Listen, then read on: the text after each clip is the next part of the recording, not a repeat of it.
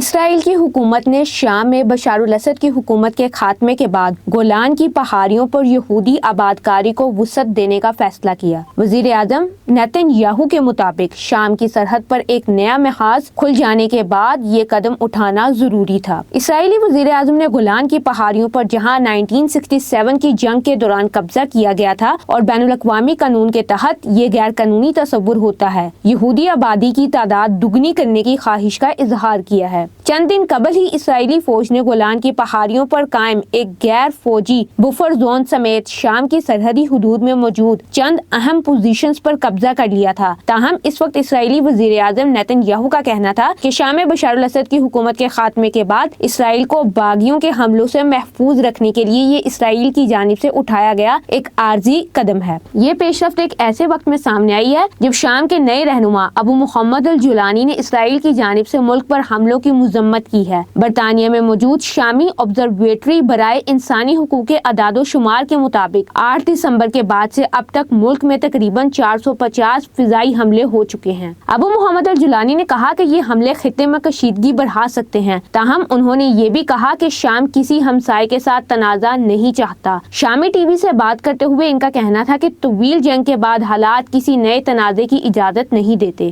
گولان کی پہاڑیوں پر اسرائیل کی 30 آبادیاں موجود ہیں جہاں تقریباً 20,000 افراد رہتے ہیں۔ بین الاقوامی قانون کے تحت یہ آبادیاں غیر قانونی ہیں، تاہم اس علاقے میں 20,000 شامی بھی آباد ہیں جو اسرائیلی قبضے کے باوجود فرار نہیں ہوئے۔ گولان کی پہاڑیاں مغربی شام سے لے کر شمال مشرقی اسرائیل تک پھیلی ہوئی ہیں اور فی الحال ان پر اسرائیلی فوج کا قبضہ ہے۔ 1967 میں ہونے والی 6 روزہ جنگ کے دوران شامی افواج نے گولان کی پہاڑیوں سے ہی اسرائیل پر حملہ کیا تھا، تاہم اسرائیل نے جوابی کارروائی کرتے ہوئے نہ صرف اس حملے کو پسپا کیا بلکہ اس علاقے کے تقریباً 1200 مربع کلومیٹر رقبے پر قبضہ بھی کر لیا تھا۔ شام نے 1973 کی مشرقی وسطی جنگ یوم کپور کے دوران گولان کی پہاڑیوں کا قبضہ دوبارہ حاصل کرنے کی کوشش کی تھی، تاہم وہ اپنی اس کوشش میں ناکام رہا۔ بعد ازاں 1974 میں شام اور اسرائیل نے ایک جنگ بندی کے معاہدے پر دستخط کیے جس کے تحت دونوں ممالک کی افواج کو گولان کی 80 کلومیٹر طویل سرحدی پٹی کے دونوں اطراف سے انخلاء کی ضرورت تھی اور اس علاقے کو ایریا آف سیپریشن قرار دیا گیا، اور اس کے بعد سے اقوام متحدہ کا ڈس انگیجمنٹ آبزرور فورس نامی یونٹ اس معاہدے کی تکمیل کی نگرانی کے سلسلے میں وہاں موجود ہے۔ تاہم معاہدے کی خلاف ورزی کرتے ہوئے 1981 میں اسرائیل نے گولان کی پہاڑیوں پر اپنی جانب کے علاقے کو اپنے کنٹرول میں لے لیا اور یہودی آبادکاروں نے وہاں گھر بنانا شروع کر دیے۔ اس علاقے پر اسرائیل کی خود مختاری کو بین الاقوامی سطح پر تسلیم نہیں کیا گیا تھا، تاہم 2019 میں اس وقت کے امریکی صدر ڈونلڈ ٹرمپ کی انتظامیہ نے اس ضمن میں سابقہ امریکی پالیسی کو ترک کرتے ہوئے اس علاقے پر اسرائیل کا حق تسلیم کر لیا۔ شام کا موقف یہ ہے کہ وہ آئندہ اسرائیل کے ساتھ اس وقت تک کوئی امن معاہدہ نہیں کرے گا جب تک وہ گولان کے پورے خطے سے انخلاء نہیں کرتا۔ نومبر 2024 میں شام اور اقوام متحدہ نے شکایات کی تھی کہ اسرائیل بفر زون کے قریب اور بعض مقامات پر اس کے اندر خندقیں کھود رہا ہے۔ جب گولان کی پہاڑیوں پر شام کا کنٹرول تھا تو 1948 سے 1967 تک وہ پورے شمالی اسرائیل پر گولہ باری کرنے کے لیے باقاعدگی سے توپ خانے کا استعمال کرتا تھا۔ شام کا دارالحکومت دمشق ان پہاڑیوں سے تقریباً 60 کلومیٹر شمال میں واقع ہے اور ان پہاڑیوں کی بلندی سے دمشق سمیت جنوبی شام کے زیادہ تر حصے واضح دکھائی دیتے ہیں۔ اس جغرافیے کی وجہ سے اسرائیل کو یہ مقام شامی فوج کی نقل و حرکت پر نظر رکھنے کے لیے ایک بہترین مقام فراہم کرتا ہے۔ ان پہاڑیوں پر کنٹرول اسرائیل کو شام کی جانب سے کسی بھی ممکنہ فوجی حملے کے خلاف قدرتی بفر فراہم کرتا ہے، جیسے کہ 1973 کی جنگ کے دوران ہوا تھا۔ دوسری جانب گولان کی پہاڑیاں اس خطے میں جو زیادہ تر بنجر زمین پر مشتمل ہے، پانی کی فراہمی کا ایک اہم ذریعہ بھی ہے۔ ان پہاڑیوں کی بلندی سے بہہ کر نیچے آنے والا بارش کا پانی دریائے اردن میں داخل ہوتا ہے، جس کی بدولت اس دریا کے ارد گرد کی زمین اتنی زرخیز ہے کہ یہاں انگور اور دیگر پھلوں کے باغات پنپتے ہیں،